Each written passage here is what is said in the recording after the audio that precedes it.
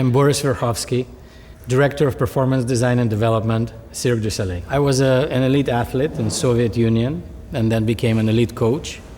And then when we immigrated to Canada, started to coach, and at some point in time was introduced to this company that I didn't know of, didn't know anything about it, and came in to do 1 week contribution as a consultant, and that was 23 years ago. When we begin the process with a new show, it always begins with either a point of departure that we get from Creative Guide, or it's a proposition that brought to Creative Guide by a specific stage director. Once that story is built to a sufficient enough level to be strong enough, and it survives the validation of the Creative Guide, then the entire creation team is built with specialists.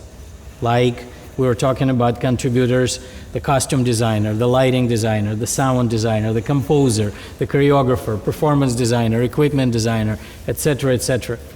And that team will work and do co-design process in being able to build what we call an acrobatic skeleton, which would help to tell the story, would support the story. It's a collaborative effort. There is a lot of interdependency, because a lot of these components, if they function on its own, they will not deliver on intent of the story. And if they function on its own, they very likely conflict with another one. When we look at our work, it has to be all-encompassing. Just like when we speak of the different elements that contribute to the performance, it's not just the physical performance, but when we look at the show, we also want to speak of an experience, an audience experience. An audience experience will begin with learning about the company, buying a ticket, coming on site, going into a reception tent, and there's small things. Sometimes it's technology, an app, like an app used that SAP have developed, used at Toruk show. Sometimes it's things that I was describing with, food and beverage area. And after that, it's the ease of access to the actual seating, the way seating is done. How do we manage abstracted view, if there is an abstracted view? When you work in a company where the brand is so revered and it's a wonderful thing, but it also comes with an enormous expectation. An expectation is that you reinvent all the time, that you present things that never been done before. We work continuously on new ideas. Sometimes new ideas come from unexpected places. Sometimes they come from the stage director. And we may laugh at it and say, it's impossible.